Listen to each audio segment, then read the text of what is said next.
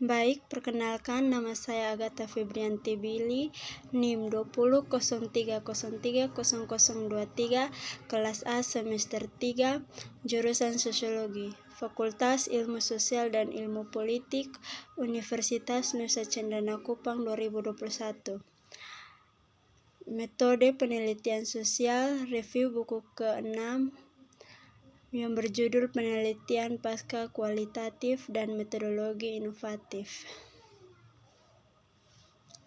Pendahuluan, vitalitas teori dalam inovasi penelitian. Vitalitas teori dalam pembuatan pengetahuan baru adalah gerakan yang berkelanjutan. Teori sangat penting, yaitu hidup pada dasarnya terjerat dengan kehidupan. Dalam volume ini premis teoritis dan desain metodologis diberikan kehidupan di dunia nyata. Aplikasi di sekolah, kantor, ekologi, margin teks, dan flutters burung di taman bermain. Teori ini harus menyadari keadaan dalam untuk mengakui tantangan saat ini dan terbuka untuk kemungkinan. Ini adalah premis dari teks ini bahwa penggunaan teorinya harus mampu keduanya mengarah perhatian bernuansa pada orang, konteks, kondisi, dan hubungan, dan permasalahan, atau mengubahnya membawa peran katalitik yang memberikan energi dan peluang baru yang berarti untuk gangguan dan atau koherensi dalam hidup. Metode pasca produktif meneliti mode rasionalitas dan mempengaruhi dunia melalui video partisipatif bersama pemuda. Pasca produksi adalah bentuk kontemporer dari game ini. Oleh karena itu, tujuan pasca produktif bukanlah mengeluarkan hasil, tetapi mengembangkan praktek melalui aktif intens penghunian relasional dan dari bentuk-bentuk yang ada. Jadi menciptakan sirkuit baru gerakan melalui budaya.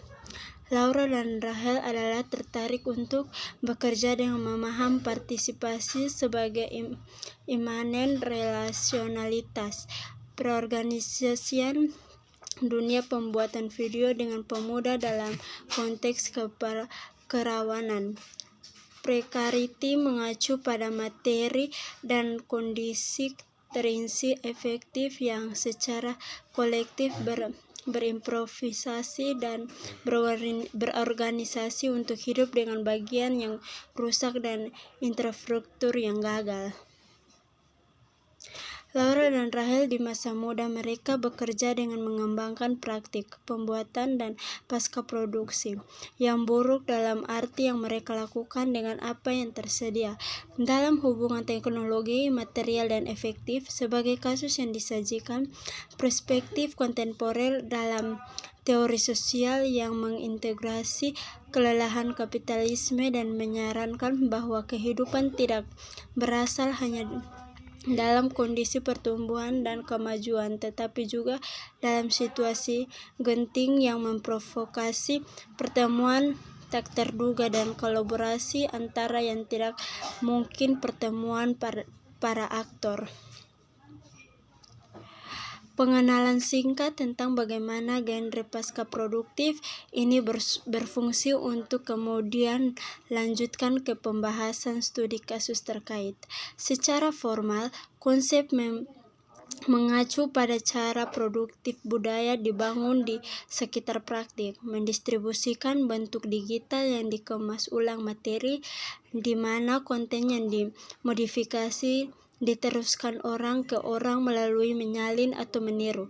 Sebagai genre pasca produktif menyinggung proses kolektif pembuatan gambar yang tumbuh keluar dari menghuni, meminjam dan mengambil gambar dan artistik praktik yang sudah beredar.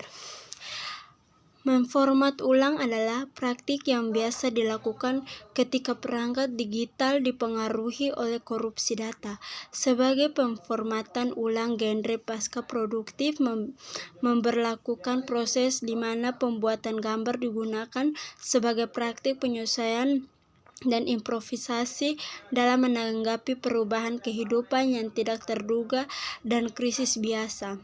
3. Dalam montase teori film, Deleuze mengacu pada pengaturan gambar dalam kaitannya dan potensi transformasi bahwa relasionalitas seperti itu diperkenalkan dalam narasi film secara keseluruhan. Sebagai genre pasca produktif, montase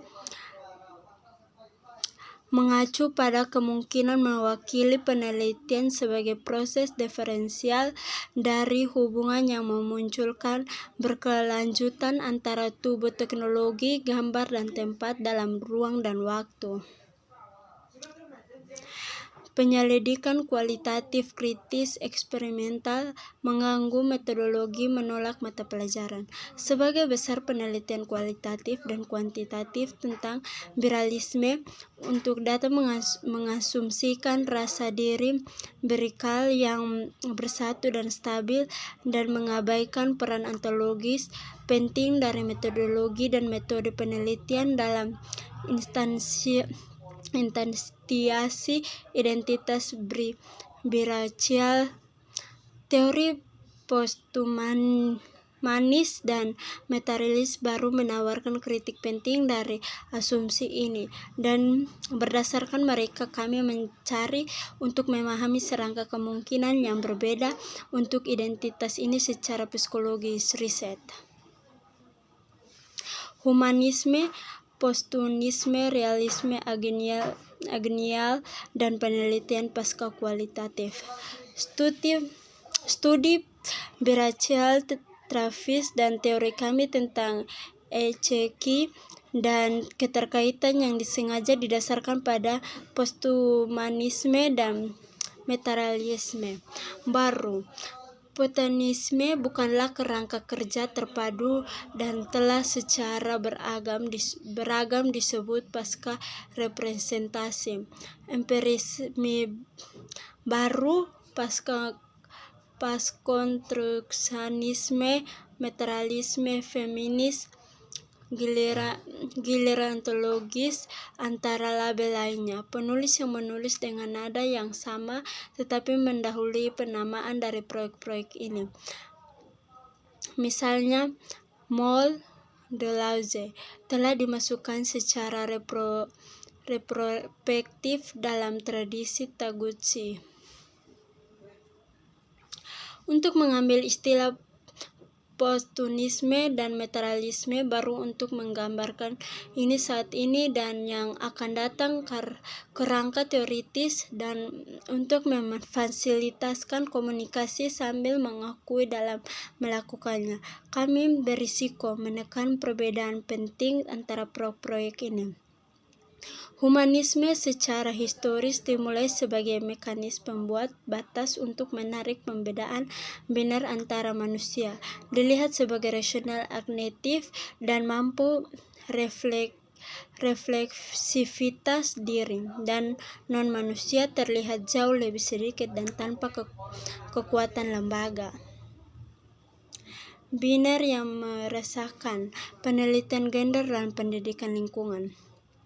Penelitian kualitatif dan persimpangan di jalan konsep gender dengan subjektivitas dan agensi lingkungan daripada lebih pendekatan positif yang telah terlibat di masa lalu.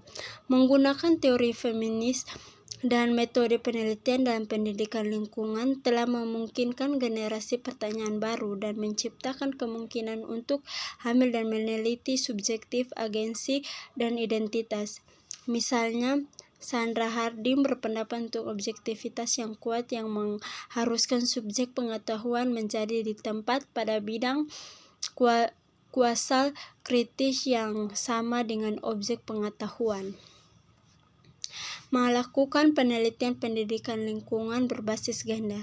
Melakukan penelitian pendidikan lingkungan berbasis gender secara historis ada contohnya.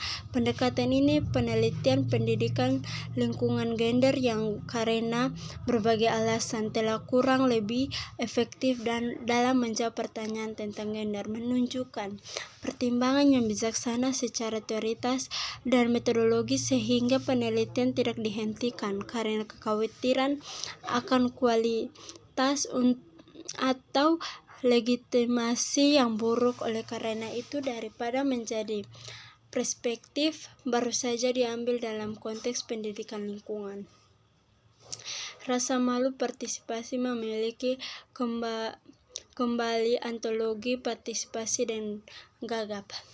Partisipasi dan penelitian konvensional menganggap subjek manusia otonom yang memilih untuk berpartisipasi dalam penelitian mengikuti proses persetujuan.